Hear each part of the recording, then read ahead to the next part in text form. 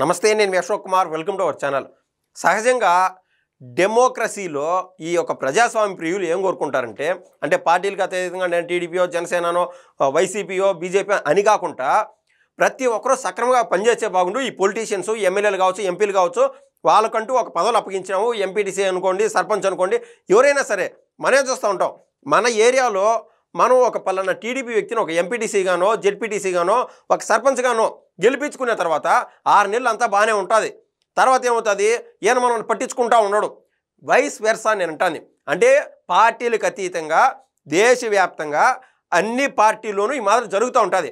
అరుదుగా మంచోళ్ళు కనిపిస్తూ ఉంటారు. అలా కాకుండా మంచి ప్రభుత్వంలో ఎప్పటికప్పుడు క్రాస్ ఎగ్జామిన్ చేస్తా అందరి యొక్క పనితీరు ఏ విధంగా ఉన్నదో అధినేతలు చూసుకుంటూ ఉంటారు. ఆ రకాన్ని మన ఆంధ్ర రాష్ట్రం ఇప్పుడు ముందుకైతే నడుస్తుందని చెప్పి నేనైతే ఖచ్చితంగా భావిస్తున్నా. ఇప్పుడు నేను తీసుకొచ్చినటువంటి టాపిక్ ఏంటంటే, ఇదే మాదిర వైసీపీలో కూడా మంచోళ్ళు చాలామంది ఉన్నారు. ఏదైనా ఒక మంచి పని చేద్దాం అనుకుంటే అధినేత ఒక సరైన స్టాండ్ ఇచ్చినప్పుడు దాన్ని ప్రజలకు మరింత చొచ్చుకుపోయే విధంగా తీసుకెళ్తే బాగుందని చెప్పి ఆశపడుతూ ఉంటారు. ఇప్పుడు ఆ వైసీపీ అధినేతే రాంగ్ ట్రాక్లో ఉన్నాడు, అది వాస్తవం. అది దాటి వైసీపీ సోషల్ మీడియా ఒకసారి చూపిస్తాను ఏ విధంగా ఉండదో. అది కాకుండా రాష్ట్రంలో ఏదైనా ఒక ఘటన కన్నా జరిగితే దాన్ని మసిపూసి మారేడుకాయ చేసేయడము, ఆ నెపాన్ని పక్కనోళ్ళపై నెట్టేయడము, ఇది దాటి అవసరమైతే ఈ కథ అంతా ఓలేని కుట్రబన్ని నడిపించేసి ఆ కుట్ర కోణాన్ని పక్కనోళ్ళపై వేసేస్తారు. గతంలో వివేకానంద రెడ్డి గారి హత్య కేసులో మనం చూసాం. చేసింది ఒకరు, ఎత్తపోయి వేసింది అప్పట్లో ఉన్నటువంటి ప్రభుత్వం పైన వేసారు. అంటే దాని కుట్ర కోణం అంటారు. ఇప్పుడు నేను చెప్తున్నటువంటి టాపిక్ ఏంటంటే, ఈ మధ్య 3 రోజుల క్రితము చిత్తూరు జిల్లాలోని వెదురుకుప్పం మండలానికి సంబంధించినటువంటి దేవలంపేట అనే ఒక గ్రామ పరిధిలో అక్కడ ఒక షెడ్డుకు నిప్పంటుకున్న తర్వాత పక్కనే ఉన్నటువంటి ఫైబర్తో తయారు చేసినటువంటి బాబాసాహెబ్ అంబేద్కర్ గారి యొక్క విగ్రహానికి అంటుకునింది. అది అంటే కాళ్ళు కూడా కొంచెం డ్యామేజ్ అయింది. తర్వాత ఏదైతే ఆ మసి ఉన్నదో ఆ బాడీకి కూడా డిపాజిట్ అయింది. ఇది జరిగినటువంటి విషయం. ఏమి జరిగిందో ఏమో అని చెప్పి మొత్తం దళిత సంఘాలు బాధతో రోడ్లపైకి వచ్చాయి. అదే అదును ఏం చేశారు, వైసీపీ వాళ్ళు ఈ యొక్క దళిత సంఘాల యొక్క ఏదైతే ఆవేదన బాధ ఉన్నాయో దాన్ని మొత్తం ట్రిగ్గర్ చేసి పారేసి ఒక పార్టీ పైకి, ఇప్పుడున్నటువంటి ప్రభుత్వం పైకి గురిపెట్టేద్దాం అనుకున్నారు. అది వైసీపీ వారు చేసినటువంటి కుట్ర. దీంట్లో కుట్ర కోణం అనేది బయటకు వచ్చేసింది.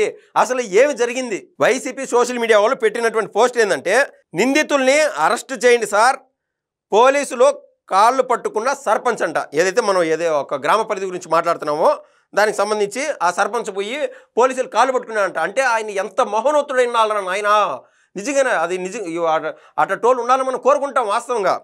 ఇంకా వాళ్ళు పెట్టినటువంటి పోస్ట్లో, చిత్తూరు జిల్లా వెదురుకుప్పం మండలం దేవలంపేట సర్కిల్ వద్ద అంబేద్కర్ విగ్రహానికి నిప్పు పెట్టిన దుండగులు.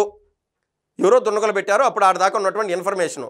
తద్వారా ఈ సర్పంచ్ పోయి మాకు న్యాయం కలిగించండి అని చెప్పి పోలీసు వాళ్ళు కాలు పట్టుకున్నాడంట. అంటే పోలీసు వాళ్ళు ఏమన్నా న్యాయం వైపు నడవరనే ఆయన కాలు పట్టుకున్నాడు. ఏం జరిగిందో ఏముంది తెలియకుండానే కావనే కాలు పట్టుకున్నాడంట.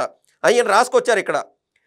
నిన్న నిప్పు పెట్టిన వారిని పట్టుకొని శిక్షించాలని కోరుతూ వైఎస్ఆర్సీపీ సర్పంచ్ గోవిందయ్య ఆధ్వర్యంలో స్థానిక దళిత సంఘాలు, పార్టీ కార్యకర్తలు రోడ్లపై బైఠాయించి ఆందోళన చేశారు అని చెప్పి ఓవరాల్గా వైసీపీ సోషల్ మీడియా అంటూ రాసుకొచ్చింది. ఇక్కడ గుర్తుపెట్టుకోవాల్సినటువంటి పేరు ఏంటంటే గోవిందయ్య అనే సర్పంచ్ పేరు. ఇక్కడ జరిగిన విషయము ఓపెన్గా ఎస్పీ గారు బయటకు వచ్చి విత్ ప్రూఫ్స్తో సహా బయటపెట్టాడు. అసలు అక్కడ ఏం జరిగిందంటే, ఎక్కడైతే బాబాసాహెబ్ అంబేద్కర్ గారి విగ్రహం ఉందో పక్కన ఒక షాప్ ఉంది, అంటే పూరి గూడ్సే టైపు. దానికి అర్ధరాత్రి 2 గంటల నుంచి 3 గంటల సమయంలో నిప్పులు అంటూ వెలిగినాయి. అది ఎవరు పెట్టారో ఏమో మనకైతే తెలియదు. కానీ అంటే వైసీపీ వారు ముందు నుంచి కుట్ర చేశారో లేకపోతే జరిగినటువంటి ప్రమాదాన్ని వీళ్లకు అనుకూలంగా మలుచుకున్నారు మనకు తెలియదు. కానీ మొత్తం మీద 2 గంటల నుంచి 3 గంటల సమయం మధ్యలో ఆ గుడిసికి నిప్పంటుకునింది. ఆ క్రమంలో అక్కడ ఎవరైతే మహిళ ఉన్నారో ఆ గుడిసికి సంబంధించినటువంటి మహిళ, ఆ మహిళ పేరు చెప్పకూడదని నేను చెప్పలేదు, ఆ మహిళని పోలీసు వారు విచారణ చేశారు. ఇదంతా బయటి మాదిరి గొడవలు జరుగుతున్నాయి కదా, నువ్వు ఎందుకు ఆ సమయంలో పోలీసు వారికి ఫోన్ చేయలేదు, లేకుంటే ఫైర్ స్టేషన్కి ఫోన్ చేయలేదంటే ఆవిడ ఇంకా విషయం చెప్పుకొచ్చింది. సార్, పలానా గోవిందయ్య మాకు సంబంధించినటువంటి సర్పంచ్, ఆయన నాకు ఆల్రెడీ 5 లక్షల రూపాయలు డబ్బులు ఇవ్వాలా. ఈ క్రమంలో వాళ్ళకి 3:30 ప్రాంతంలో ఈ గోవిందయ్యకి తెలిసింది.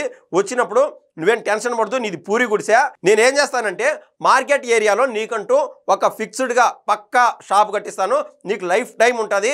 ఇప్పుడు నువ్వు చేయాల్సినటువంటి పని ఏంటంటే, నేను చెప్పింది యాజ్ ఇట్ ఈస్ పబ్లిక్లో కావచ్చు, మీడియా ముందు కావచ్చు, పోలీసుల ముందు కూడా అట్టే చెప్పాలా అని చెప్పినాడు సర్పంచ్ గోవిందయ్య. సరేను అంటే ఏవుడికి రావాల్సినటువంటి 5 లక్షల రూపాయలు కూడా ఏడబోతాయో అనుకునింది. దాంతోపాటు ఎలాగో షాపు కాలిపోయింది కాబట్టి ఆయన ఏమనుకున్నా అంటే గోవిందయ్య చెప్పినటువంటి మాట విని సరే దానికి తలూపేసింది. అది జరిగినటువంటి విషయం పోలీసు వారికి చెప్పింది. ఇంకా గోవిందయ్యని కూడా ఊరికే ఉంటారా పోలీసులు, పట్టుకొచ్చారు. ఆ పట్టుకొచ్చినప్పుడు గోవిందయ్య చెప్పింది ఏంటంటే, సార్ ఆర్థికంగా ఇబ్బందుల్లో ఉన్నాను, ఇంకా ఈ వైసీపీ వారు ఎవరైతే ఉన్నారో అంది వచ్చినటువంటి అవకాశాన్ని వారి ముందుగా పెడితే నాకు 30 నుంచి 50 లక్షలు కన్నా డబ్బులు వస్తే ఈవిడికి 5 లక్షల రూపాయలు ఇవ్వాల్సింది, అది కాక ఒక 2 లక్షలు పెట్టి మా అంటే ఆవిడకి ఖర్చు పెట్టేస్తే నాకు 23 లక్షల పైన నాకు మిగులుతుంది అని చెప్పి ఈ గోవిందయ్య పోలీసు వాళ్ళ ముందు ఏడుస్తూ వాపోయినాడు. అదంతా పోలీసు వారు స్పష్టంగా ఎస్పీ స్థాయిలో అంటే దేశీయ స్థాయిలో ఎగ్జామ్స్ రాసినటువంటి ఎస్పీ గారే బట్టబయలు చేశారు. ఇది ఓపెన్ ఫ్యాక్ట్. ఈ క్రమంలో ఏం చేశారంటే దళిత సంఘాలని వీళ్ళందరినీ వాడుకొని ఈ ప్రభుత్వానికి విరుద్ధంగా వీళ్ళు మాట్లాడదామని ట్రై చేశారు. నేను మొన్నే వీడియో చేశాను. ఈ సంఘటన జరిగిన మొదలే ఏం చెప్పాను, ఇన్నాళ్ళు హిందువుల బంధువుల పైన టీటీడీ కేంద్రంగా భూమన కరుణాకర్ రెడ్డి ఏమేమి కథలు చేస్తా వచ్చాడో మనం చూసాం. దేవుడు ఊరికే వదిలిపెట్టడు, క్షమించడు, అది కాస్త దేవుడు అనే అతను చూసుకుంటాడు. ఈరోజు వీళ్ళు చేసేటువంటి కుట్ర లేకపోతే రేపు చేసేటువంటి కుట్రలు కానీ మనుషుల మధ్య పొరపచ్చలు వచ్చే విధంగా, మనుషుల మధ్య విద్వేషాలు రేకెత్తించే విధంగా, కుల మతాల మధ్య వర్గ విభేదాలు వచ్చే విధంగా వీళ్ళు ఏదైతే నినాదం తీసుకెళ్తా ప్రతి దాన్ని స్పాటిఫై చేసి మరి ఏది అన్నీ వచ్చినటువంటి అవకాశాన్ని వీళ్ళు వాడుకున్నారో చాలా తప్పు. ప్రజలు ఎవరు క్షమించరు. ఈ క్రమంలో జగన్మోహన్ రెడ్డి గారు చేతనైతే గోవిందయ్య అనే వ్యక్తిని పార్టీని సస్పెండ్ చేశాడా? లేదు. ఎవరు మాట్లాడరు. ఇందాక నేను చెప్పినటువంటి వ్యాఖ్య వైసీపీ సోషల్ మీడియాకి సంబంధించినటువంటి మీరు అక్కడ వెళ్ళి చూసినా అర్థమవుతుంది. యాజ్ ఇట్ ఈస్ ఈ గోవిందయ్య అంట ప్రబుద్ధుడు పోయి కాలు పట్టుకున్నాడంట పోలీసు వాళ్ళ కాళ్ళు. ఇది ఏడ విడ్డూరం, ఏడ విచిత్రం. ఇంకా జగన్మోహన్ రెడ్డి గారు అధ్యక్ష స్థాయిలో ఉండి ఇలా చిన్న పిల్లలు 10వ తరగతి పిల్లలు చేసేటువంటి చిన్నపాటి రాజకీయాలు ఉంటాయి చూడండి, ఆ రేంజ్లో చేస్తున్నాడు. కాబట్టి ఇది ఎవరు ఊహించలే కాబట్టి ఈ పేల్తున్నాయి.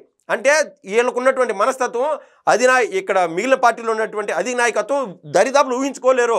4వ తరగతి పిల్లల్లో 10వ తరగతి పిల్లల యొక్క ఉండేటువంటి ఆలోచనలు ఇతర పార్టీ నాయకులకు లేవు కాబట్టి తాత్కాలికంగా జగన్మోహన్ రెడ్డి సక్సెస్ అవుతూ ఉన్నారు. కానీ మీరు ఏదైనా చూసుకోండి, ఆ రోజున గుంటూరులో ఏది సత్తెనపల్లి కేంద్రంగా రపారపా అని చెప్పి ఆయన చేసినటువంటి ప్రయత్నం ఆయన టైర్ కిందే ఆ తలకాయ పడి చచ్చిపోయినాడు సింగయ్య. దాని కాస్త టీడీపీ వాళ్ళ పైన పురమాయించాలనుకున్నారు. ఇంకా గతంలో వివేకానంద రెడ్డిని కూడా ఇదే టీడీపీ వాళ్ళు చంపినారని చెప్పి రాద్దాం అనుకున్నారు. వైసీపీ వారే తన గోతిని వాళ్లే తోకున్నారని చెప్పి నేనైతే స్పష్టంగా చెప్తున్నా. ధన్యవాదాలండి.